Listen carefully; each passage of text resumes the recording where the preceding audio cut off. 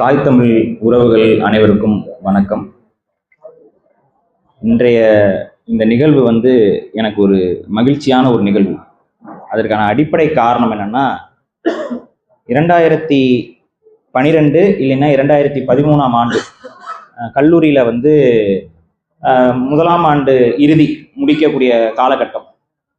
அந்த காலகட்டத்தில் அப்போதான் தமிழ் தேசியம் சார்ந்த ஒரு தேடல் இணையதளங்கள்லாம் பயன்படுத்தும் பொழுது இனப்படுகொலை, அந்த இனப்படுகொலைக்கு என்னென்ன நடந்து கொண்டிருந்தது, இந்த ஒரு தேடல் இருந்தது. அந்த தேடல்ல தமிழ் தேசியத்தை நோக்கி நம் செயல்பட தொடங்கணும்னு என்னை நானே தயார்படுத்தி கொண்டிருந்த ஒரு வேலை. அப்ப தமிழ் தேசியம்னா என்ன அப்படிங்கிற ஒரு முதல் ஆரம்ப பாடத்தை எனக்கு எடுத்த ஐயா அருக்கணனார் அவர் முன்னாடி இந்த உரையை நிகழ்த்துவது எனக்கு உண்மையிலேயே ஒரு மகிழ்ச்சியான ஒரு நிகழ்வா இருக்கு. அந்த என்னன்னா, தமிழ் தேசிய அரசியல் அப்படின்னு நம்ம வரும் பொழுது இங்க நிறைய குழப்பங்கள் நமக்குள்ள இருக்கு. அந்த குழப்பங்களை இந்த தமிழ் தேசிய அரசியலை முன்னெடுப்பவர்கள் கூட அந்த குழப்பங்களுக்கு தீர்வு கொடுக்கணும் அப்படிங்கிற எண்ணப்பாடுல செய்யல. அப்ப எனக்கு இருந்த குழப்பத்தில் முதல் குழப்பங்களை எல்லாம் ஆரம்பத்திலேயே ஈவேரா அவர் இனப்பகை அப்படின்னு சொல்லி புகுத்தியவர் தான் அருக்கணனார் ஐயா. அப்ப அன்றைய காலகட்டத்திலிருந்தே ஈவேராங்கிறவரை ஒரு பக்கம் நம்ம படித்த பாட புத்தகங்கள் இவைகள் எல்லாத்துலயும் பாத்தீங்கன்னா பகுத்தறிவு தந்தை, அவர் இல்லைன்னா தமிழர்கள் பேசியிருக்க மாட்டார்கள், அவர் இல்லைன்னா தமிழர்கள் எழுந்து நடந்திருக்க மாட்டார்கள், அவர் இல்லைன்னா தமிழ்நாட்டில் மழை பெய்திருக்காது, அவர் இல்லைன்னா இப்படியே தான் கதைகளை நம்ம செவி வழியாக கேட்டுக்கொண்டிருப்போம். இந்த ரோட்டோரம் போகும்போதும் வரும் பொழுதுலாம் இந்த ஒரு மேடை போட்டு இதை தான் பேசிக்கிட்டு இருந்தாங்க. அப்ப நமக்கு உண்மையாவே என்ன நினைச்சதுன்னா, ஒரு தமிழர்கள்லாம் பெரிய அடிமைகள் போல, அப்படி அடிமைகளாக இருந்த தமிழர்கள் இவர் தான் ஏதோ மீட்டு எடுத்துட்டாரு போலங்கிற ஒரு உளவியல் இருக்கக்கூடிய எல்லா தமிழர்களுக்குமே அந்த காலகட்டத்தில் இருந்தது. அப்ப இந்த தமிழ் தேசியவாதிகள் தான் ஆரம்ப காலகட்டத்திலிருந்து இந்த ஈவேராங்கிற அந்த பொய் பிம்பத்தை, அது ஒரு பொய் பிம்பம் அப்படிங்கிறத வெளிப்படுத்தி கொண்டே இருந்தார்கள். ஆனா ஏழை சொல் அம்பலமேறாதுங்கிறது மாதிரி தமிழ் தேசியவர்களுடைய அந்த சொல், அந்த புரிதல் பொதுமக்களுக்கு கொண்டு சேர்க்கப்படாமலே இருந்து கொண்டே இருந்தது.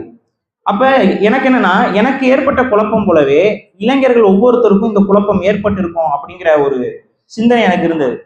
அப்ப நம்மளால முடிந்த அளவிற்கு நமக்கு தெரிந்து கொண்ட தகவல்களை நாம் கடத்தணும். இப்ப ஒரு அறிவு என்பது ஒரு விளக்குல இருக்கக்கூடிய ஒரு நெருப்பு போல, அந்த தீபம் போல.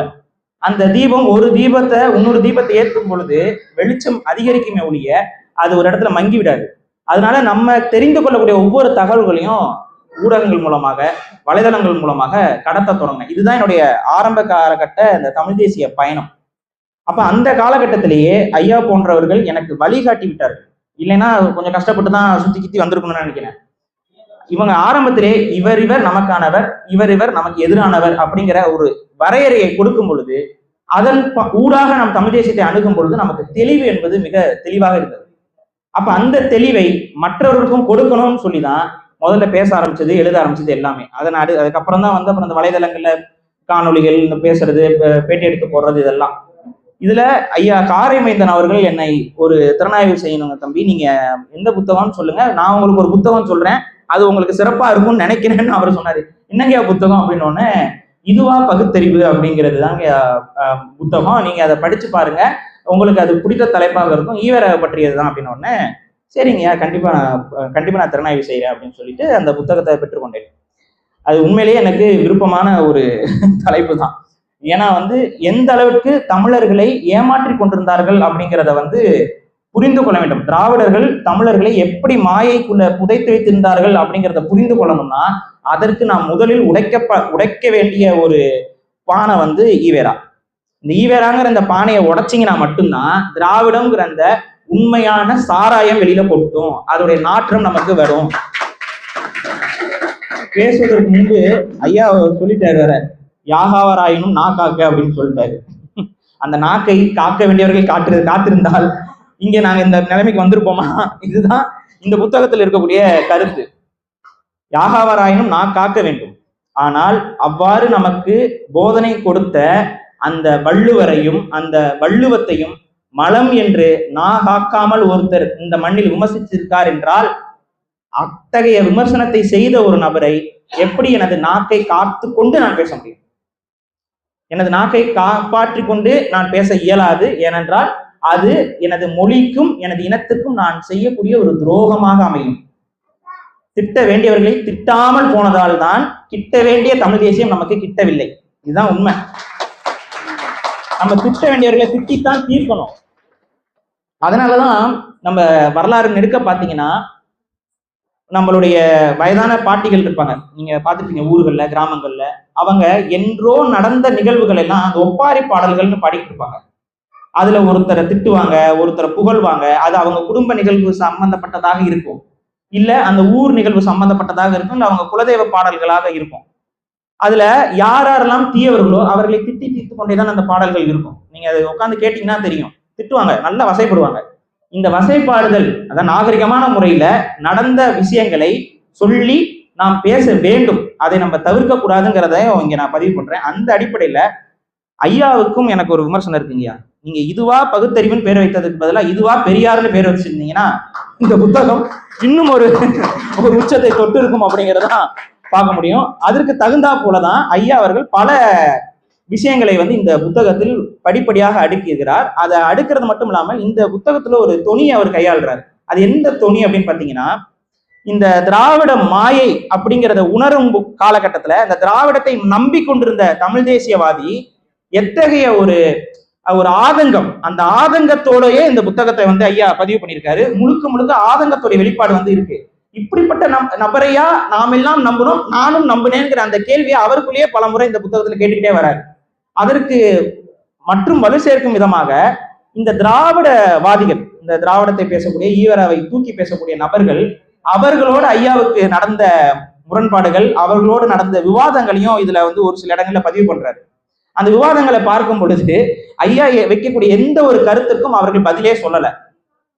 மாறாக, இவராவை நீங்கள் எதிர்த்து பேசிவிட்டீர்களா, உங்களுக்கு என்ன அறிவு இருக்கா, நீங்க ஆரி அடிவரடி, நீங்கள் அந்த துணி, நீங்க ஈவராவை பத்தி பேசிட்டீங்கன்னா நீங்க உலக ஏகாதிபத்தியத்துக்கு அடிமை, பிராமண அடிவரடிகள், பிராமண அடிமைகள், நீங்க பிற்போக்குவாதி, உங்களுக்கு அறிவில்லை, நீங்கள் ஒரு அறிவிலி, உங்களை போய் அறிவானவர் என்று நினைச்சேனே, இவ்வளவு படிச்சு உங்களுக்கு அறிவு வரலையா?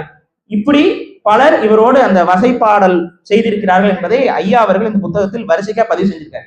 எந்த கேள்விக்கும் அவர்களிடம் பதில் இல்லை. அதுதான் நான் அது படிக்கும் பொழுது எனக்கு மனசுல ஒண்ணு தோணுச்சு. தூங்குபவர்களை எழுப்பலாம், தூங்குவது போல நடிப்பவர்களை 2 மிதி மிதித்தாவது எழுப்பி விடலாம். ஆனால் நம்மை தூங்க வைக்க நடிப்பவர்களை எப்படி எழுப்ப முடியும்? நம்மை தூங்க வைக்க அவர்கள் நடித்துக் கொண்டிருக்கிறார்கள். இதை நீங்க புரிஞ்சுக்கணும். அவர்கள் தூங்கவில்லை, அவர்கள் தூங்குவது போல் நடிக்கவும் இல்லை, நம்மை தூங்க வைக்க நடித்துக் கொண்டிருக்கிறார்கள். அப்ப இவர்களோடு பேசி நமக்கு பிரயோஜனம் இல்லை, இவர்களை அம்பலப்படுத்த வேண்டும். அத்தகைய அம்பலப்படுத்தக்கூடிய விஷயம்தான் இந்த புத்தகத்தில் பல இடங்களில் பதிவு செய்கிறார்.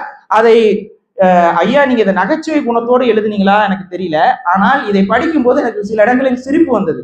அதற்கு காரணம் பாத்தீங்கன்னா, அந்த ஈவேராவோட வாழ்க்கை வரலாறுன்னா சொல்ற அளவுக்கு பெரிய விஷயம்லாம் இல்லது, ஆனா அந்த வரலாறு, அந்த நிகழ்வுல அவர்கள் பதிவு செய்யப்பட்ட சில விஷயங்களை இவர் எடுத்து பேசுறாரு. அதுல ஒரு குறிப்பிட்ட ஒரு இது என்னன்னு பாத்தீங்கன்னா, ஒரு கல்லூரிக்கு அவர் போறாரு.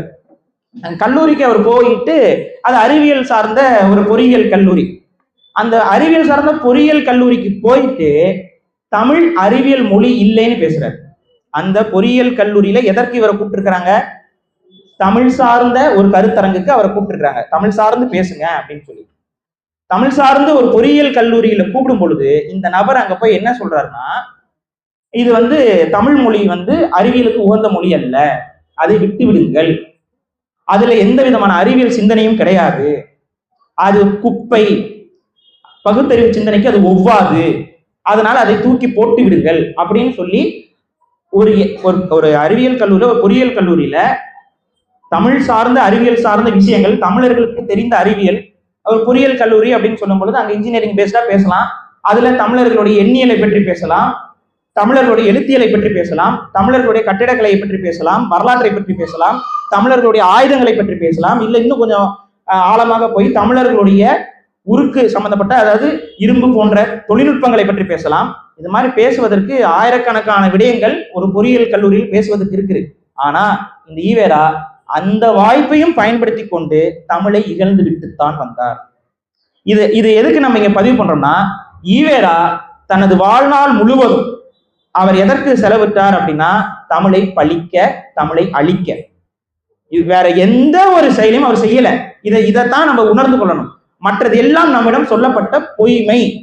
அவர் நம்மளுடைய பகுத்தறிவை வளர்த்தார். இந்த பகுத்தறிவுங்கிற வார்த்தையின் மீதே எனக்கெல்லாம் பெரிய அளவு உடன்பாடு கிடையாது. பகுத்தறிவு வேற, அறிவு வேறையா? இந்த கேள்வி ஒண்ணு இருக்கு. அப்ப அறிவுனா என்ன? ஒரு விஷயம் இருக்கு, ஒரு ஒரு பிரச்சனை இருக்குன்னா அதை அறிவாற்றலோடு அதற்கான சாதக பாதகங்கள் என்ன, அது நடப்பதற்கான காரணம் என்ன ஆகியவற்றை பகுத்து ஆய்ந்து புரிந்து கொள்வதுதான் அறிவு. யாருக்கும் அறிவு இருக்கான்னு தான் கேட்போம். காரணம், ஒரு அறிவில்லாத ஒரு செயலை செய்யும்போது அறிவு இருக்கான்னு தான் கேட்போம். அப்ப பகுத்து ஆய்வதுதான் அறிவே. அது கூட அறிவு கூட ஒரு பகுத்து வேற ஆட் பண்ணிக்கிறது. பகுத்து அறிவு, பகுத்து அறிங்க. இந்த பகுத்தறிவு சிந்தனை, இந்த சரி இவ்வாறு சொல்லக்கூடிய இந்த பகுத்தறிவு சிந்தனை தமிழர்களுக்கு இல்லாம போயிடுச்சா? எந்த இடத்தில் தமிழர்களிடம் பகுத்தறிவு இல்லாமல் இருந்தது? இதை நீங்க சொல்லணும். நீங்க தமிழர்களை திட்டும் பொழுதெல்லாம், ஈவேரா தமிழர்களை திட்டும் பொழுதெல்லாம் பிராமண சமூகத்துடைய நடைமுறைகளையும் பிராமண சமூகத்துடைய நம்பிக்கையும் பேசுவார். நீங்க எல்லா அவருடைய வரலாறு, அவருடைய எழுத்துக்களாக இருக்கட்டும், அவருடைய செயல்பாடுகளாக இருக்கட்டும், அவருடைய பேச்சுக்களாக இருக்கட்டும், நீங்க பாருங்க, தமிழர்களை திட்டும் போது தமிழர்கள் செய்த தவறை சொல்லி திட்டுறது இல்ல, பிராமணர்கள் செய்த தவறை சொல்லி தமிழர்களை திட்டுறது. பிராமணர் செய்த தவறுக்கு தமிழன் எப்படி போனப்படுவான்? அவன் எப்படி உரிமையை எடுத்துக்கொள்ள முடியும்? தமிழன் ஒரு தவறு செய்யறானா, எப்ப நீ இதை ஏன்பா செய்யறேன்னு சொல்லி கேட்கணும். ஆனா பிராமணர் செய்யக்கூடிய தவறு எல்லாத்தையும் தமிழர்கள் செய்வது போல ஒரு கட்டமைப்பு, ஒரு பிம்பம்.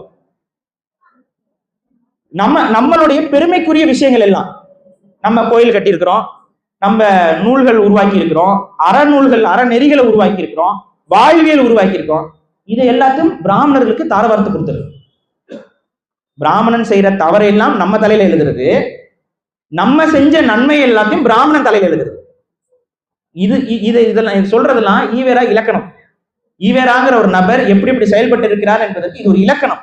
இதை எடுத்துக்கொண்டு பார்த்தீர்கள் என்றால் இது அப்படியே நடக்கும். கெட்ட வார்த்தை சொல்லி திட்டும் பொழுது தமிழர்கள் என்று சொல்றது, புகழ்ந்து பேசும்போது திராவிடர்கள் சொல்றது. நம்ம கேட்டா யாருப்பா திராவிடர் யாருப்பா தமிழர்னு கேட்டா ரெண்டு ஒண்ணுதான் சொல்றது.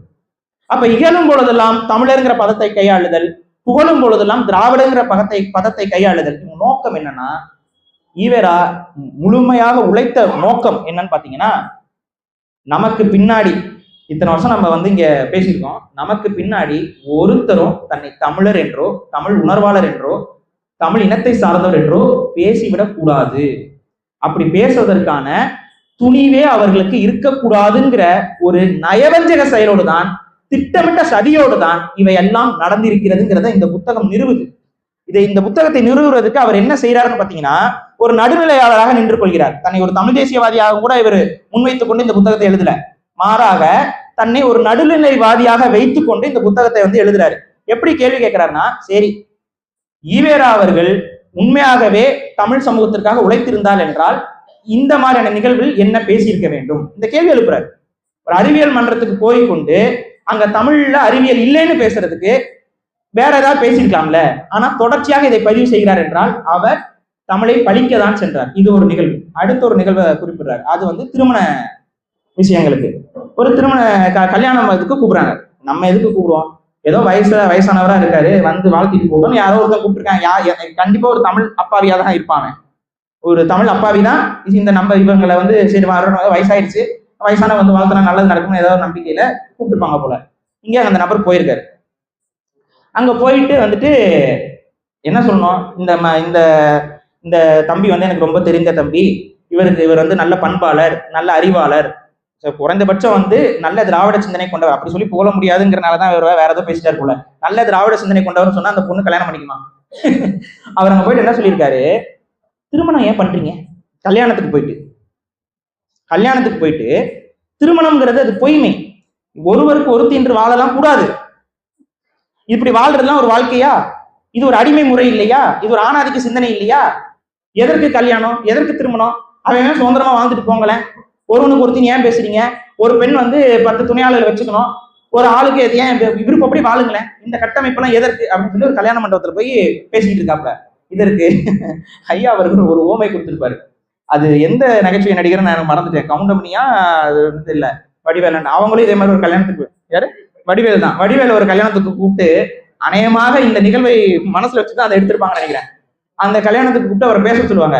இங்கே அமர்ந்திருக்கக்கூடிய மணப்பெண் இதற்கு முன் எத்தனை பேரோடு இருந்தால் என்பது நமக்கு தெரியும் அப்படின்னு அவர் பேசுவாப்ல. அதே போல இங்க இருக்கக்கூடிய மாப்பிள்ளை வந்து அவர் என்னென்ன அயோக்கியத்தனம் செய்தார், யாரோடலாம் போனார், எந்த நதிக்கரை ஓரத்தெல்லாம், நதிக்கரை ஓரத்தில் இப்ப புரிஞ்சிருச்சுங்கயா, இப்ப புரிஞ்சிருச்சு நதிக்கரை ஓரத்துங்கும் போது யார மனசுல வச்சு இந்த எழுதப்பட்டிருக்கேன்ட்டு. அதுக்கப்புறம் என்ன பண்ணுவாங்கன்னா, அந்த மண்டபத்தில் இருக்கவங்க எல்லாரும் எந்திரிச்சு வடிவேல அடித்து விரட்டுவார்கள். இதுதான் நகைச்சுவையில காட்டப்படும். ஆனா உண்மையில் என்ன நடந்துச்சு? தமிழர்களுடைய பண்பு அடிச்சு விரட்டப்பட வேண்டிய அந்த நபரை அடிச்சு விரட்டாம விட்டுட்டோம். ஆனா உண்மையில நம்ம என்ன செஞ்சிருக்கணும்? ஏண்டா கல்யாணத்துக்கு வந்து வாழ்த்து சொல்ல வரேன்னு பார்த்தா என்னடா அசிங்கமா பேசிக்கிட்டு இருக்கேன்னு சொல்லி 2 விளக்கமாரை எடுத்து கொண்டு போய் அடிச்சிருந்தா இன்னைக்கு இந்த நிலைமை வந்திருக்குமா? இந்த பிம்பம் நமது தலைமையில் கட்டப்பட்டு இருக்குமா? அதனால தாங்க சொல்றேன், இதுவா பகுத்தறிவு என்பதற்கு பதிலாக இதுவா பெரியார் என்று வைத்திருக்கலாம். இதுதான் அந்த நபருடைய வாழ்க்கைக்கு, அவர் தமிழுக்காக தமிழருக்காக ஒரு கட்டுகளவு நன்மை கூட அவர் செய்யல. இதை மனதில் ஏற்றுங்கள். உங்களிடம் சொல்லக்கூடிய அத்தனை திராவிடவாதிகளும் பொய்மையவே சொல்லிக் கொண்டிருக்கிறார்கள். நீங்க எத்தனை கேள்வி கேளுங்க, எத்தனை வரலாற்று சம்பவங்கள் எடுத்து சொல்லுங்க. பாருங்க, மொழி போராட்டத்துக்காக அந்த நபர் வந்து போராடுறேங்கிறாரு. இத அந்த நபரே ஈவேராவே பின்னாடி என்ன சொல்றாருன்னா, நான் அப்ப போராடினேன் ஆரம்ப காலகட்டத்துல. ஏன் அப்படின்னா காங்கிரஸ் கட்சிக்காரங்களுக்கு வெறுப்பை கொடுக்கணும், அவங்கள கொஞ்சம் சொரியணுங்கிறதுக்காக நான் அந்த வேலையை பண்ணேன், தமிழை வாழ வைக்க நான் போராடவில்லைன்னு அந்த ஆளே வாக்குமூலம் கொடுத்து விட்டார். ஒத்துக்கிறாங்களா? அவர் கைப்படவே எழுதியிருக்காரு. இதுக்கு மேல என்ன வேணும்? அவரே சொல்றாரு, தமிழை பாதுகாக்க நான் போராடல, அன்னைக்கு காங்கிரஸ் கட்சிக்காரங்களை வெறுப்பேற்றுவதற்காக அந்த போராட்டங்களை கலந்துக்கிட்டேன் அவர் சொல்றாரு. ஒரு படி மேல போய் பிற்காலத்துல 65களில் வந்த மொழி போராட்டமா தான் 500க்கும் மேற்பட்ட தமிழர்களை கொன்றொழித்த அந்த மொழி போராட்டத்துல அந்த நபர்களுடைய வார்த்தைகள் எல்லாம், நீங்க வந்து இந்த ராமசாமியா சுப்பிரமணிய சாமியான்னு வித்தியாசம் தெரியாத வார்த்தைகள். ராமசாமியும் சுப்பிரமணிய சாமியும் ஒரே ஆசாமிகள்ங்கிறதுக்கு அந்த வார்த்தைகள் எல்லாம் எடுத்துக்காட்டு. அந்த நபர் எழுதுகிறார் கொஞ்சம் கூட யோசிக்காம, காளி பசங்க தமிழுக்காக தங்கள் உயிரை துச்சமென மதித்து களத்திற்கு வந்து நிற்கக்கூடிய ஒவ்வொரு தமிழனையும் அந்த நபர் வார்த்தைக்கு வார்த்தை காளி பயில்க காளி பயில்க காளி பயில்க.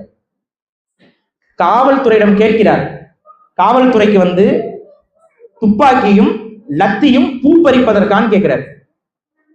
நாங்க சொல்லும் பொழுதே ஒரு சில காளி பயல்களை சுட்டு வீழ்த்தி இருந்தால் இந்த போராட்டம் இந்த அளவுக்கு வந்திருக்குமா? அதுக்கப்புறம் இன்னொன்னு சொல்றாரு, பெருமைப்படுத்திக்கிறார். என்ன பெருமைப்படுத்துறாருன்னா, காவல்துறை சுட்டு வீழ்த்தியும் கூட அந்த போராட்டக்காரர்கள் போராடுறதை விடுறதா இல்லை. ஆனா நான் என்னோட திராவிட இயக்க தோழர்களுக்கு எரி எண்ணெயையும் கொல்லிக்கட்டையும் கொடுத்து அனுப்புனேன், தமிழுக்காக போராட வருபவர்களை கொளுத்துங்கன்னு சொல்லி கொடுத்தேன். அப்படியா நான் சொன்னதுக்கு அப்புறம் தான் இந்த போராட்டம் முடிவுக்கு வந்துச்சுன்னு சொல்லி ஒரு பொய் பெருமை. அப்படிலாம் இல்ல, அவர் பொய் பெருமை. என்னாலதான் இந்த போராட்டம், இந்த நார்சிஸ்டிக் கேரக்டர்னு சொல்லுவாங்கல்ல, அந்த மாதிரி ஒரு நார்சிஸ்டிக் மைண்ட் செட் கொண்ட ஒரு நபர் தான் அவரு. என்னாலதான் எல்லாம் நடக்குது அப்படின்னு சொல்லிட்டு அப்படி வந்துட்டு அவரு எழுதியிருக்காரு.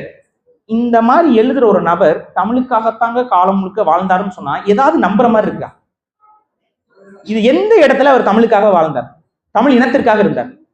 இதே போல அரசியல் ரீதியாக நீங்க பார்த்தீங்க அப்படின்னு பாத்தீங்கன்னா, இனத்திற்கு என்னைக்குமே தமிழ் இனத்திற்கு ஆதரவான நிலைப்பாட்டை இவரை எடுத்ததே கிடையாது.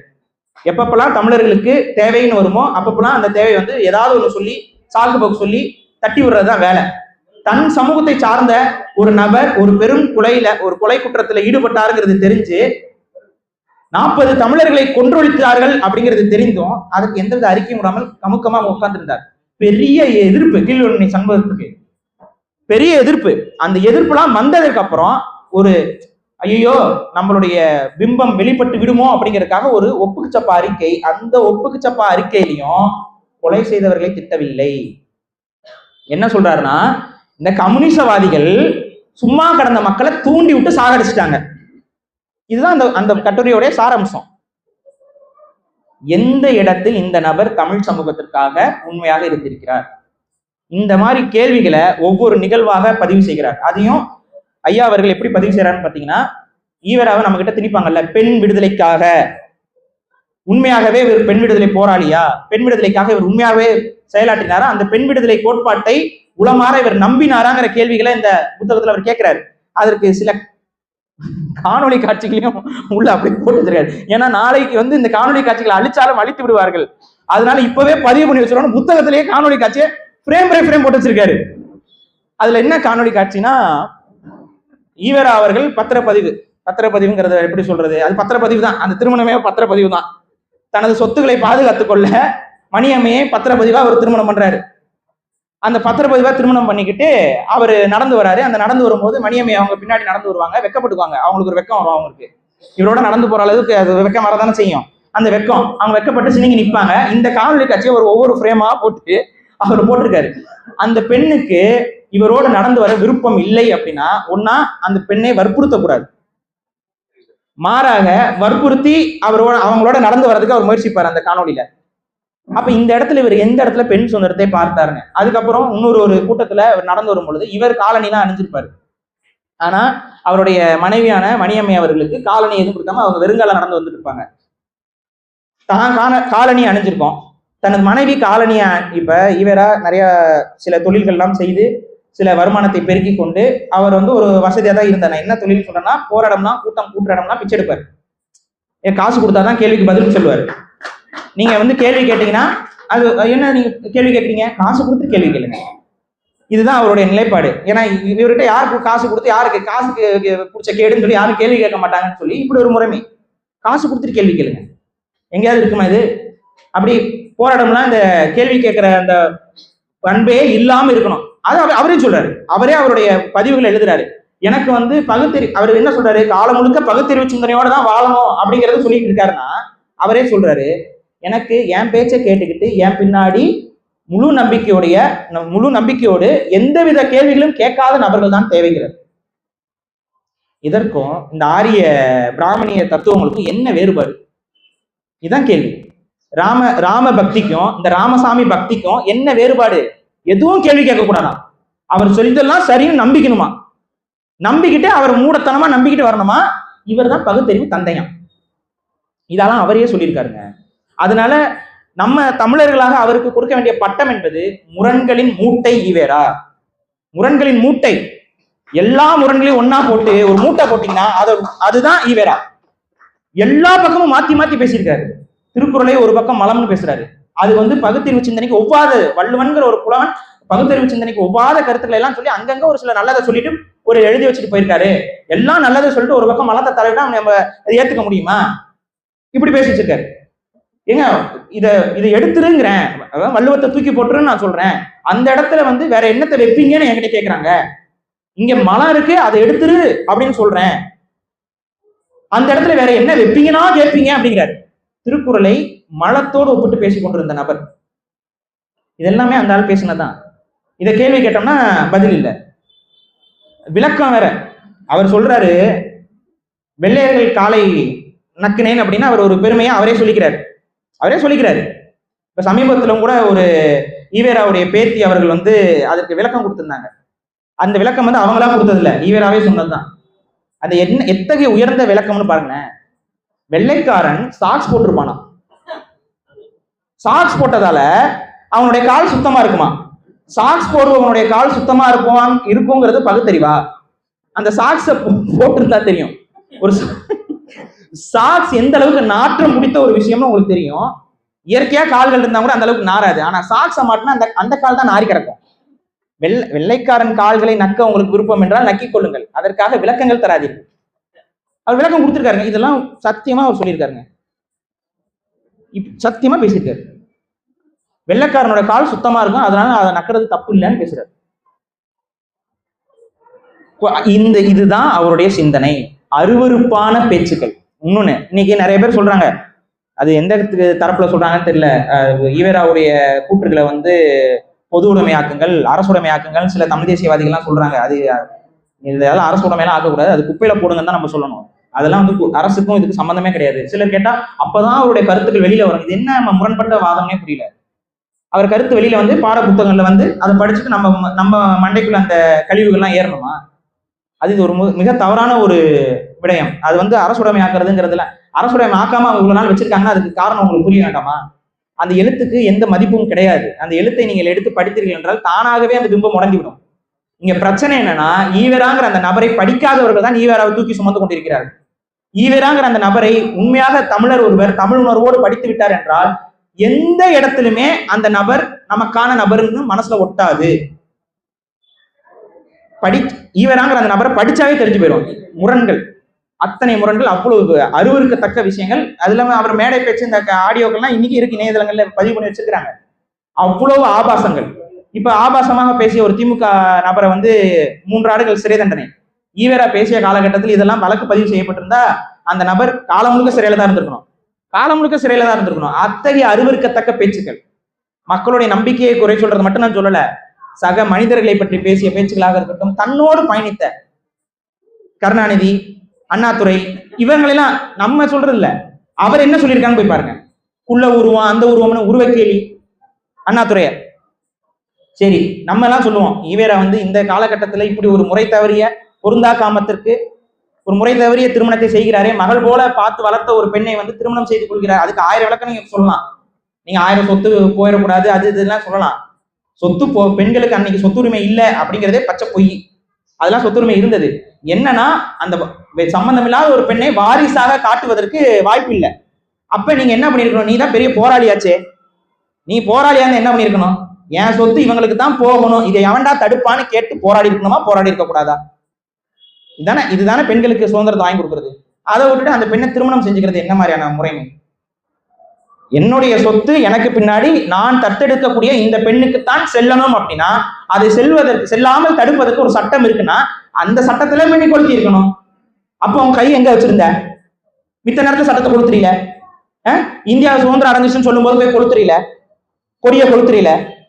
அதெல்லாம் கொடுத்து தெரிஞ்சு உனக்கு, தமிழ் போராட்டத்துக்கு போராடணும்னு சொல்லும் போது தீப்பந்தத்தை கையில கொடுத்து எரியணியை கூட்டு தெரிஞ்சு உனக்கு, பெண்களுக்கு சொத்துரிமை போகாதுன்னு ஒரு சட்டம் இருக்குன்னா அந்த சட்டத்தை எடுத்து இந்த சட்டத்தை கொளுத்திருக்கணும். நீ கொளுத்திருக்கணும்ல.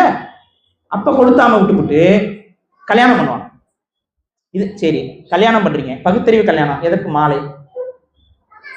பகுத்தறிவு கல்யாணத்துக்கு எதற்கு மாலை? சொத்து பரிவர்த்தனை செய்வதற்கு எதற்குங்க மாலை? அதுக்கப்புறம் அண்ணாதுரை ஒண்ணு சொல்லியிருக்காரு, கல்யாணம் முடிச்ச கையோட ஒரு இடத்துக்கு அவங்க போனாங்க. இதை நான் சொல்ல விரும்பலை, சொன்னா திமுக அரசு வழக்கு போட்டுரும்.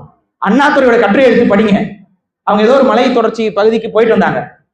அவங்க எங்க போனாங்கன்னு அண்ணாதுரை எழுதியிருக்காரு, நாம சொல்லல, அண்ணாதுரை எழுதியிருக்காரு. கை செண்டு எதுக்கு? சரி மாலை, சரி ஓகே, கை செண்டு எதுக்குங்க? பகுத்தறிவு தந்தை, இதான் பகுத்தறிவு தந்தை. இத்தகைய முரண்கள், ஒரு போராட்டத்தை செஞ்சு என்னுடைய சொத்து இவங்களுக்கு தான் போகும்னு செய்யறதுக்கு துப்பு இல்லாத நபர் ஒரு பெண்ணை திருமணம் செய்வது அந்த பெண்ணுக்கு எவ்வளவு பெரிய இழுக்கை ஏற்படுத்தும், தன்னுடைய பேருக்கும் எவ்வளவு பெரிய இழுக்கை ஏற்படுத்தும், ஒரு இயக்கத்தை கட்டமைச்சிருந்தா அந்த இயக்கத்தை சார்ந்த மடையர்களுக்கு எத்தகைய பேரை ஏற்படுத்தும், இது எல்லாத்தையும் எந்தவித கவலையும் இல்லாமல் ராஜாஜி என்ற ஒரு பிராமணர்கிட்ட போய் கேட்டாரா, அவர் சொன்னாரா கல்யாணம் பண்ணிக்கோங்கன்னு சொன்னாரா, வழிமுறை அவர் ராஜாஜி சொன்னாரா, அதன் அடிப்படையில் அவர் கல்யாணம் பண்ணிட்டாராம். இதெல்லாம் அவரை சொன்ன விளக்கம். இதுதான் இந்த நபர். இத்தகைய விஷயங்கள் எல்லாத்தையும் ஒவ்வொன்றாக ஐயா வந்து பொறுமையா இந்த நூல்ல கேள்வி பதில்களா இதை வந்து திராவிடர்களோட அவர் பாவம் ஐயா வந்து பல சண்டைகள் நீங்க போட்டிருக்கீங்கிறது உங்களோட வேதனையான அந்த பதிவுகள்ல தெரியுது. பல திராவிட இயக்கத்தவர்களோட போய் சண்டை போட்டிருக்காரு. அவங்க பேரெல்லாம் அவர் குறிப்பிடல. கண்டிப்பா நீங்க அவங்க சண்டை போடுற விதத்தை பார்த்தால் யார் என்று நமக்கே புரியுது. ஆனா அவங்க பேரெல்லாம் குறிப்பிடல. அதுல ஒரு மிக முக்கியமா வந்து இந்த திருமணம் கடந்த உறவுகளை பற்றியும் இந்த புத்தகத்துல வந்து ஐயா வந்து எழுதியிருக்கிறார். திருமணம் கடந்த உறவுகள் இன்னைக்கு பேசிட்டு இருக்காங்கல்ல, சில வீர பாண்டியர்கள் பேசுறாங்கல்ல, திருமணம் கடந்த உறவு அப்படின்னு சொல்லி. அந்த இடத்திற்கு தமிழருக்கு ஒரு வாழ்வியல் இருக்குங்க. இப்ப இந்த வாழ்வியல்ல ஆணுக்கு பெண் சமமாகத்தான் இருக்கிறார்கள். தமிழ் வாழ்வியல் எடுத்து நீங்க பாத்தீங்க அப்படின்னா ஆணுக்கு நிகராக பெண்கள் உளவு சமூகமாக இருக்கட்டும், குயவர்கள் சமூகமாக இருக்கட்டும், தச்சர்கள் சமூகமாக இருக்கட்டும், எல்லா தமிழ் சமூகத்திலும் அரசாக இருக்கட்டும், எல்லா தமிழ் சமூகத்திலும் ஆணுக்கு நிகரான பொறுப்புகள்ல பெண்களும் இருந்திருக்கிறார்கள். தமிழர் வரலாற்றை எடுத்து பார்த்தால் நமது மன்னர்கள் காலகட்டத்திலும் கூட, மன்னர் காலகட்டத்துல பெண்களுக்கு இருந்த அடக்குமுறை ஒடுக்குமுறைங்கிறதுலாம் உலக நாடுகளுடைய வரலாறோடு ஒப்பிட்டு பார்க்கணும். அந்த உலக நாடுகளோடு ஒப்பிட்டு பார்க்கையில் தமிழ் மன்னர்கள் சொத்துரிமை பெற்ற பெண்கள் இருந்திருக்கிறாங்க. சொத்து பத்திரங்கள் பதிவு செய்யப்பட்டு இருக்கிறது. சொத்து உடைமையாளர்களாக இருந்திருக்காங்க. நன்கொடை கொடுத்திருக்கிறார்கள். பெண்கள் சம உரிமை பெற்றவர்களாக இருக்கிறார்கள். அப்ப தமிழ் மன்னர்களுடைய காலகட்டத்தில் இருந்தே பெண்களுக்கு ஒரு சமமான ஒரு அங்கீகாரம் என்பது கொடுக்கப்பட்டிருக்கிறது. நமது இறையியல்லையும் நம்ம வழிபடக்கூடிய தெய்வங்கள்லையும் ஆண்களுக்கு நிகராக பெண்கள் என்பவர்கள் வைக்கப்படுகிறார்கள், போற்றப்படுகிறார்கள். அப்ப நமது நம்ம ஒவ்வொருத்தவங்க நம்ம குடும்பத்துல பாக்குறோம், எல்லா குடும்பங்களிலும் பெண்களுடைய ஒரு தலையீடு என்பது இருக்கு. நீங்க நம்ம தலையீடுங்கிறது இருக்க விட அவர்கள் தான் பல முடிவுகளையும் எடுக்கிறார்கள். ஆண்கள் அவர்களை மீறி எல்லாம் ஒரு முடிவெல்லாம் எடுத்துக்கொண்டு சிறப்பாக வாழ்ந்து விட்டதாகலாம் எங்கேயுமே நம்ம சகோதர குடும்பங்கள் நம்ம நட்பு வட்டத்துல பாத்தீங்கன்னாவே தெரியும். பெண்களுக்கு ஒரு உரிமை, சம உரிமை என்பது தமிழ் சமூகத்தில் புதிதாக முளைத்தது அல்ல, காலங்காலமா இருந்தது. நீங்க ஒரு செகண்ட் யோசிச்சு பாருங்க. சொத்து பத்தை எழுதி கொடுக்க முடியாது அப்படிங்கிற ஆங்கிலேயர் சட்டம், ஒரு பெண்ணுக்கு சொத்து பத்தை எழுதி கொடுக்க முடியாதுங்கிறது ஆங்கிலேயர் சட்டம். ஆனா கணவன் இறந்த பின்பு அந்த ராஜ்யத்தையே அடுத்து முடிசூட்டிக் கொள்பவள் ராணி வேலுநாச்சியார். எந்த காலகட்டத்துல எதை பத்தி பேசிட்டு இருக்கீங்க? கணவன் இறந்ததுக்கு அப்புறம் அவங்க முடிசூட்டிக் கொள்வாங்க.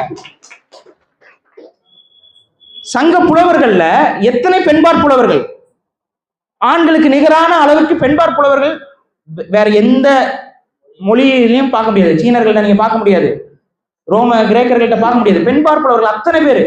அதுலயும் அவங்களுடைய உரிமை எந்த அளவுக்கு இருக்கு பாருங்க. ஒரு மன்னனை புகழ்ந்து பாடும்போது அவர்கள் அந்த மன்னனோட தோழமை. இப்ப ஒரு பொண்ணு ஒரு பையனை மதிச்சு பேசினா கூட தப்பாக பார்க்கக்கூடிய ஒரு கலாச்சார சீரழிவுல நம்ம மாட்டிட்டு இருக்கிறோம். ஆனா பெண்பார் புலவர்கள் மன்னர்களை தனது தோழனாக சொல்லியே அவர்கள் பாடியிருக்கிறார்கள். அந்த அளவுக்கு ஒரு மனிதத்தையும் அந்த இயங்கியலும் உணர்ந்தவர்கள் தான் தமிழர்கள். தமிழர்களிடம் குறைபாடு என்பது இல்லை.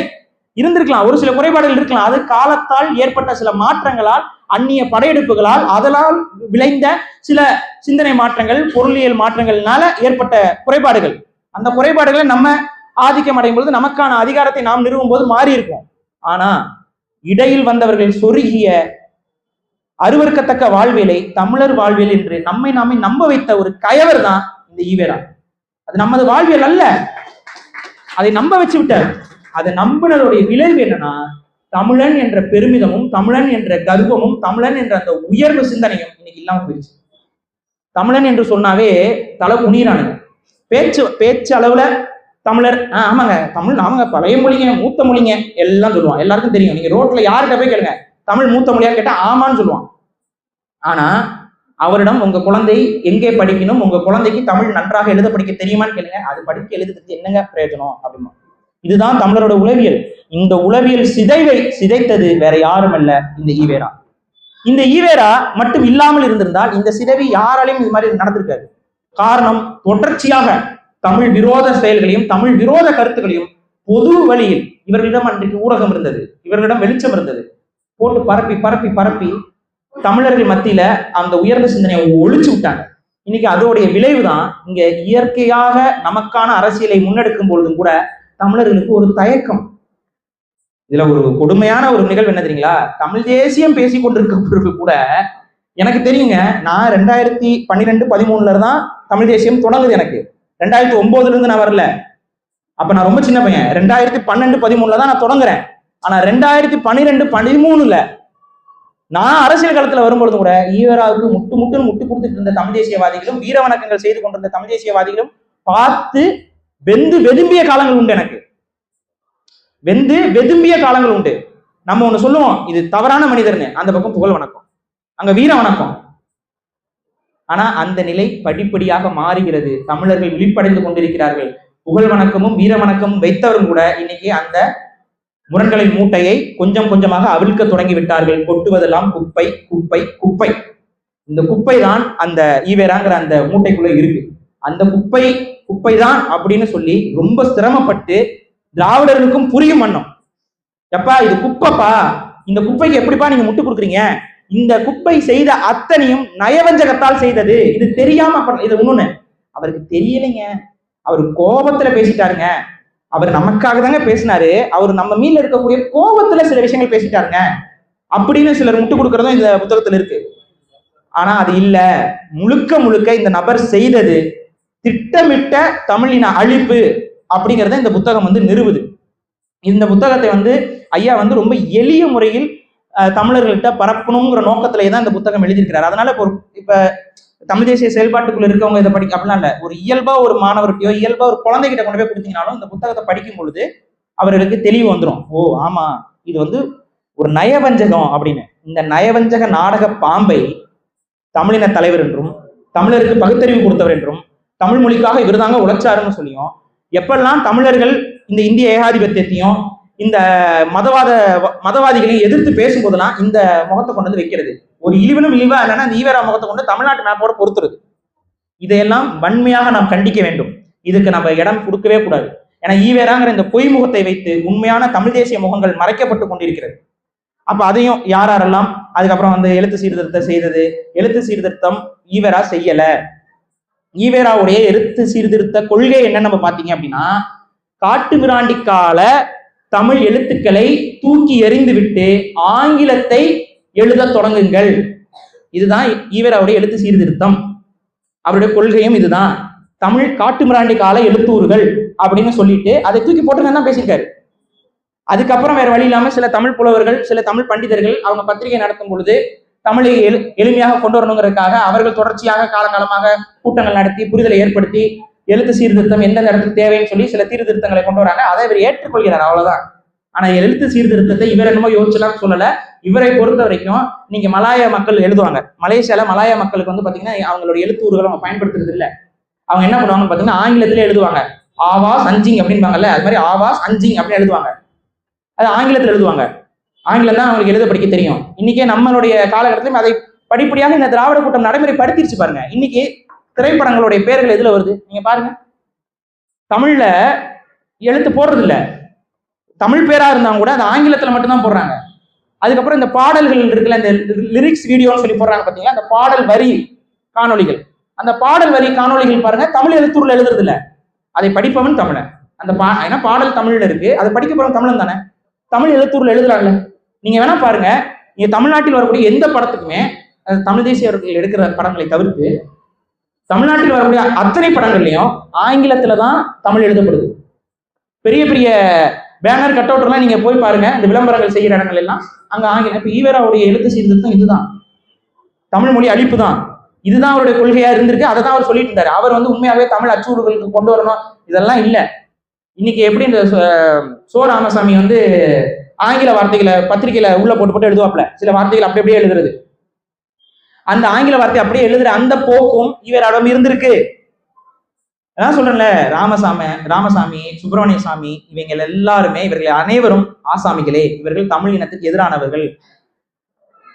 காலம் முழுக்க ராமரை திட்டி பல பேட்டிகளை பல மேடைகளை ஏறியவர் தான் ராமசாமி. என்னைக்காவது தன்னுடைய பேரை மாத்துறதை பத்தி யோசிச்சிருக்காரா? பாருங்க, நம்ம ஒரு நபரை திட்டிக் கொண்டு இருக்கிறோம், அவரோட பேரையே நம்ம தாங்கி இருக்கிறோம். அது எவ்வளவு ஒரு முரண்பட்ட ஒரு நபர்னு இதை பார்த்தாவே உங்களுக்கு தெரிஞ்சிடும். முதல்ல நம்ம மாறணும். மாற்றம் என்பது நம்மிடம் இருந்தானே வரணும். முதல்ல அந்த மாற்றத்தை கூட அவருக்கு செய்ய முடியாதுலாம் கிடையாது, செய்ய விரும்பல. ஏன்னால் அவர் செய்த அத்தனையும் நடிப்புங்கிறத நம்ம இங்க மனதில் ஏந்தி கொள்ள வேண்டும். அப்ப எனக்கு நேரம் பத்தாது வெளிப்படையா சொன்னோம்னா, இந்த நபருடைய செயல்களை வரிசைப்படுத்தி நான் சொல்லிட்டு போனோம்னா அது எத்தனை, 1 or 2 இந்த நபர் செய்யாத துயரங்கள், அத்தனை துயரங்களும் இந்த புத்தகமே முழுமையாக எல்லாம் ஐயா நீங்க பதிவு பண்ணல, நிறைய இடங்களை நீங்க விட்டுருக்கீங்க. அத்தனை துயரங்கள் இருக்கு அந்த நபர் செஞ்சது. அது எல்லாரும் ஒரு நாள் எல்லா தமிழ் ஆய்வாளர்களும் சேர்ந்து, அறிஞர்களும் சேர்ந்து ஈவேராவுடைய முழு முகத்திரையை உடைச்சு எறியணும். அத்தனை அயோக்கியத்தனமான செயல்பாடுகள் அரசியல் ரீதியாக, பண்பாடு, ஈழம் சார்ந்து தந்தை செல்வா அவர்களிடம் வரும் பொழுது ஏன் ஒரு நாள் ஒரு அறிக்கை விட முடியாதா? ஒரு அறிக்கை விட முடியாது? தந்தை செல்வா அவர்களுக்கும் எனக்கும் நடந்த ஒரு உரையாடல் எழுத முடியாது? உன்னால எழுதுற உரையாடல் எழுதுற, உதவி செய்ய மாட்டோம், நாங்களே இங்க அடிமையா இருக்கோம், நாங்க உங்களுக்காக என்னத்தை பேசுறது? நீ அடிமையா இருக்க, நீ ஏன் பேசுற? அடிமையா இருக்கனா நீ ஏன் பேசுற? நாங்க அடிமையா இருக்கோம், அதனால உங்களுக்காக பேச மாட்டோம். உலகத்துல எந்த ஒரு விடுதலைக்காக பேசக்கூடிய நபரும் இந்த வார்த்தைகளை சொல்லுவாங்களா? அப்ப ஈழத்தமிழர்களுக்காக நான் பேசக்கூடாதுங்கிற ஒரு கொள்கை கொண்டவர் தான் ஈவேரா. அவர் கேட்டிருக்காரு.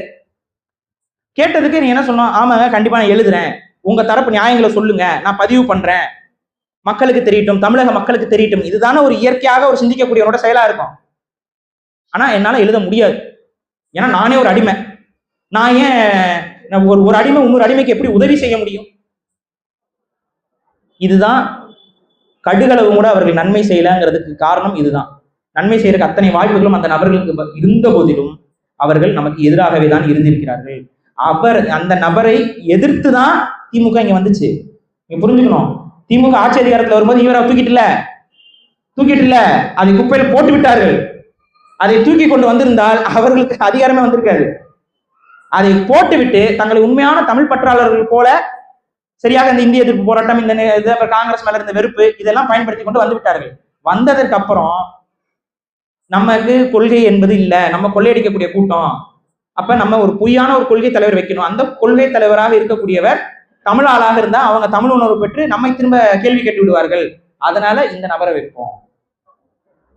அப்படிதான் தூக்கிட்டு வராங்க. திரும்ப அதிகாரத்துக்கு வந்ததுக்கு அப்புறம் மெல்ல மெல்ல திரும்ப ஈவேராவை தங்களுக்கான அடையாளமாக வைத்துக் கொண்டார்கள். அது வைத்தது மட்டும் அல்லாமல் போராடம் வரடம்லாம் இது முட்டுச்சந்து எங்கெல்லாம் இருக்கும் அந்த முட்டுச்சந்த இடத்துல இந்த நபருடைய சிலையை வேற வைத்து மனிதர்களுக்கும் உயிரினங்களுக்கும் ஒரு பேர் அவலத்தை ஏற்படுத்தி கொண்டிருக்கிறார்கள். அது உண்மைதான். அந்த சிலையை பார்த்தா என்னன்னு தெரியல, இயற்கை என்னன்னு தெரியல. அந்த சிலையை நான் பார்க்கும் பொழுதுலாம் காக்கா எச்சம் இல்லாமல் பார்த்ததில்லை. இதுதான் உண்மை. நீங்க போய் பாருங்க, காக்கா எச்சம் போட்டு ஒருவேளை இறை அருள் நமக்கு காட்டுது போல. அது அப்படிதான் காட்டி வச்சிருக்க, அது மாதிரி கட்டி வச்சிருக்காங்க. இதுதான் ஈவேராங்கிற ஒரு பிம்பம். இந்த பிம்பம் உடைத்தெறியப்பட வேண்டும். இந்த நூல் மட்டுமல்ல, ஐயா அவர்கள் இன்னும் பல நூல்களை இந்த சாரத்தில் எழுதி இந்த பொய்யான பகுத்தறிவு சிந்தனை என்று இவர்கள் நம்மிடம் திணிக்கக்கூடிய அந்த பிம்பங்களை படிப்படியாக உடைத்தெறிவதுதான் தமிழ் தேசியத்திற்கான முதற் படியாக இருக்கும். அந்த தமிழ் தேசியத்துல ஒரு திரையாக திராவிடம்ங்கிற அது ஒரு இன்னைக்கு வரைக்கும் ஒரு தொங்கிக்கிட்டு இருக்குன்னா அதற்கு அடிப்படை காரணம் அந்த ஈவேராங்கிற இந்த பிம்பம் தான். அந்த பிம்பத்தை நீங்க தட்டி விட்டீங்கன்னா திராவிடர்கள் அம்பலப்பட்டு போவார்கள். திராவிடர்களாக கூட இருக்க மாட்டார்கள். திராவிடர்கள் தெலுங்கர்களாக மாறி அப்படியே அம்பலப்பட்டு திரிவார்கள். அப்படியே இதை நீங்கள் புரிய வைக்கணும். அது இல்லாம இவர்களுக்கு ஈவேரா இந்த அளவுக்கு தமிழின் மீது வெறுப்பும் ஒரு கால் புணர்ச்சியும் கொண்டிருக்கிறார் என்றால் அது அவருக்கு இயற்கையாக வந்ததுதான். அது செயற்கையெல்லாம் வரல. அவருக்கு உள்ளுறவே இருக்கக்கூடிய அவருடைய இன பற்று இல்ல அவருடைய இன உணர்வு, அந்த இன உணர்வு தமிழர் இனத்திற்கு எதிரான சிந்தனை, இது ரெண்டும் சேர்ந்துதான் அந்த நபர் இத்தனை அளவுக்கு கொஞ்சம் கூட மனசாட்சி இல்லாம தமிழர்களுக்கு எதிரான நடவடிக்கைகளை செய்து வந்திருக்கிறார். இதையும் நம்ம புரிஞ்சுக்கணும். ஏன்னா தமிழர்களுக்கு ஊடாகவே தமிழருங்கிற அடையாளத்தோட இன்னும் பிறமொழியாளர்கள் தமிழ் பற்றோடு இருப்பது போல காட்டிக்கொண்டு தமிழருக்கு எதிரான செயல்களை தொடர்ச்சியாக உலகம் முழுக்க செய்து வருகிறார்கள். சமீபத்துல பட்டிமன்ற ராஜா அவருக்கு நடந்தது அதுதான். அவரு எங்கேயோ ஒரு செட்டிநாடான்னு கேட்டிருக்காருங்க. காரைக்குடின்னு சொல்லியிருக்காங்க. நல்லா கார குழம்பு ஏதோ வச்சுட்டு கொண்டு வந்துருப்பாங்க போல, மட்டன் சுக்கா ஏதாவது கொடுத்து அவர் சாப்பிட்டுட்டு எந்த ஊருங்கன்னு கேட்டிருக்காரு. காரைக்குடி அப்படின்னு சொன்னோடனே ஓ செட்டிநாடுங்களான்னு சொன்ன உடனே என்னை செட்டியார் என்று கேட்டு விட்டாருன்னு ஒரு கூட்டம். அந்த கூட்டம் என்ன கூட்டம்னா இதே கூட்டம். இப்ப நம்ம கேள்வி கேட்கிறோம், ராஜா அவர்கள் சாதி கேட்டாரோ கேட்கலையோ நமக்கு தெரியாது. அது நடந்துச்சா நடக்கலையான்னு கூட நமக்கு தெரியாது. யாரோ ஒருத்தங்க அந்த குற்றச்சாட்டை முன்வைக்கக்கூடிய பெண்மணி யாரும் கூட நமக்கு தெரியாது. ஆனா தமிழ்நாடு முழுக்க இந்த திராவிட கூட்டம் பட்டிமன்ற ராஜாவை போட்டு அவமதிச்சுக்கிட்டு அசிங்கப்படுத்திக்கிட்டு இழிவுபடுத்திக்கிட்டு இருக்கிறாங்க. பாக்கியராஜன் ஒரு இயக்குனர் தமிழ்நாட்டுல மேடை போட்டு நான் கம்மவாராக பிறப்பது பெருமை அப்படின்னு சொல்லி பேசுறாரு. தெலுங்குல பேசுறாரு. கம்மவார் காவாலா ஏவாலா பெருமைலா அப்படிங்கிறாரு. பேசியிருக்காரு. ஒருத்தன் பேசல. இந்த பாக்கியராஜ் தான் இது நம்ம ஆளுன்னு சொல்லி சாதியத்துக்கு எதிராக கொடி பிடித்த நபர். ஈவேரா பற்றாளர். பாக்கியராஜன் நீங்க பார்க்கும் பொழுதுலாம் பக்கத்துல பாத்தீங்கன்னா அந்த சிலை இருக்கும், அந்த கருப்பா ஒரு சிலை. அந்த சிலையை வச்சுக்கிட்டு பகுத்தறிவாளர்கள் இவங்கெல்லாம் இப்போ வரைக்கும் யாரும் பேசல. மேடை போட்டு நான் பிறப்பாலே உயர்ந்தவன் ஒருத்தர் அப்பட்டமான சாதி வெறுப்பை பேசுகிறார். அவர் திராவிட கொள்கை கொண்டவர், அவர் ஈவேராவுடைய சீடன் என்று அறிமுகப்படுத்தி கொண்டவர், மக்களிடம் சொல்லிக் கொண்டிருப்பவர், தமிழ்நாடு முழுக்க சாதி அவரே பேசியிருக்காரு. பாக்கியராஜ் தமிழ்நாட்டுல நாங்களாம் இருந்த காலகட்டத்தை கூட இந்த அளவுக்கு சாதி வெறி இல்லை, இப்ப எங்க பார்த்தாலும் சாதி வெறி. ஆமா, நாயுடு கூட்டத்துக்கு போய் உட்காந்து பார்த்தீங்கன்னா சாதி வெறி தான் தெரியும். நீ சுத்தி இருக்கிற இடம் தான் நாயுடு கூட்டம், சாதி வெறி கூட்டம். அங்கேயே உட்காந்துட்டு தமிழருக்கு எதிராக பேசிக்கொண்டு தமிழ் மண்ணில் நடக்காது, ஆந்திரால நடக்கல அந்த கூட்டம், தமிழ் மண்ணில் நடந்த கூட்டம். அது எப்படி அம்பலப்பட்டு போகிறாரு பாருங்க. நீங்க சாதியத்திற்கு எதிராக இருக்கக்கூடிய நபர்கள் என்றால் ரெண்டு பக்கம் சமமா இருக்கணும்ல. இவர் பட்டிமன்ற ராஜாவை திட்டினா ஆதாரத்தோடு இருக்கக்கூடிய பாக்கியராஜை திட்டணும்ல, திட்டலையே. அப்ப அந்த திட்டாமல் தடுப்பது எந்த உணர்வு? அவர்களுடைய இன உணர்வு. பாக்கியராஜை திட்டாமல் தடுப்பது அவர்களுடைய இன உணர்வு. அதனாலதான் சொல்றோம், தமிழர்கள் முதல்ல நாம் யார், நம் இனம் யார், நம் இனத்தவர்கள் யாருங்கிறத தெரிஞ்சுக்கணும். ரெண்டாவது, மாற்றான் யார் என்பதையும் புரிந்து கொள்ளுங்கள். மாற்றான் உங்களிடம் சொல்லக்கூடிய விஷயங்கள் இனிப்பு போல் இருந்தாலும் அது விஷம். ஐயா அவர்கள் எனக்கு சொன்ன, நான் ஊடகத்திலே நான் பதிவு பண்ணினேன். அருக்குநாத ஐயா எனக்கு ஒரு ஆரம்பத்தில் ஒரு பாடம் நடத்தினாரு. மாற்றான் வீட்டு சந்தனமாக இருந்தாலும் அது மலமாக நார வேண்டும்னு சொல்லியிருக்காரு. புரிந்து கொள்ளுங்கள். இந்த உளவியல் இருந்தீங்கன்னா மட்டும்தான் நமக்கான தமிழ் தேசியத்தை சரியான பாதையில் கட்டமைக்க முடியும். கருத்தை கருத்தால் நம்ம எதிர்கொள்ளணும், ஒழுக்கத்தோடு இருக்கணும். ஒழுக்கம் என்பது தமிழ் தேசியத்தை பேசக்கூடிய ஒவ்வொருத்தருக்கும் மிக முக்கியமான ஒரு விடயம். அதை விட்டுவிடக்கூடாது. இல்லற ஒழுக்கமும் தேவை. நம்மளுடைய பேச்சுகள்லையும், நம்மளுடைய நடைகள்லையும், நம்மளுடைய நேர்மையிலையும் ஒழுக்கம் இருக்கணும். ஒழுக்கம் என்பதும் கற்பு என்பதும் இரண்டு பாலினத்திற்கும் பொதுவாக சொல்லப்பட்ட நம் முன்னோர்கள் சொல்லி போயிருக்காங்க. கற்பு பெண்களுக்கு மட்டும்தான், அப்படிலாம் இல்லை. கற்பு ஆண்களுக்கும் உண்டு. ஒரு கவிஞருக்கும் கற்பு உண்டு. கற்பு என்பது வேற ஒன்றும் கிடையாது. ஒரு நேர்மையோடு, ஒரு அறத்தோடு செயல்படுத்தக்கூடிய, ஒரு ஒப்பந்தத்திற்கு உடன்பட்டு செயல்படக்கூடிய அந்த தன்மை தான், கற்பிக்கப்பட்டதுதான். இதை ஐயா அவர்கள் எழுதியிருக்கிறார். அந்த இல்லற வாழ்வியல் பற்றி சொல்லும் பொழுது அந்த புத்தகத்தில் அவர் குறிப்பிடுறாரு, தமிழர்கள் அந்த ஒழுக்க சிந்தனையோடு தமிழ் தேசியத்தை கட்டமைப்போம். அதற்காக மட்டுமே நாம் இருக்கிறோம். நான் என்னுடைய கல்லூரி ஆண்டுகள்ல என் மனதுக்குள்ளேயே நான் சொல்லிக் கொண்டேன். அது எப்பன்னா, இந்த 2012-13 ஈழ இனப்படுகொலை காட்சிகளை நான் பார்த்துட்டு இருந்தேன். ஒவ்வொரு இரவும் நான் 2009 நான் பார்க்கல, என்கிட்ட காட்டல, எங்க பெற்றோர்கள் என்கிட்ட காட்டல. அந்த நேரத்துல எமக்காகவும் பேசுங்களேன்னு சொல்லி ஒரு குறுந்தகடு, ஆவணத்தகடு எங்க வீட்டுல இருந்துச்சு. எங்க அப்பா கொண்டு கொடுத்துருந்தாங்க. அது அப்படியே இருந்துச்சு. அவங்க மட்டும் பார்த்துட்டாங்களா என்னன்னு தெரியல, என்கிட்ட அதை போட்டு காட்டல.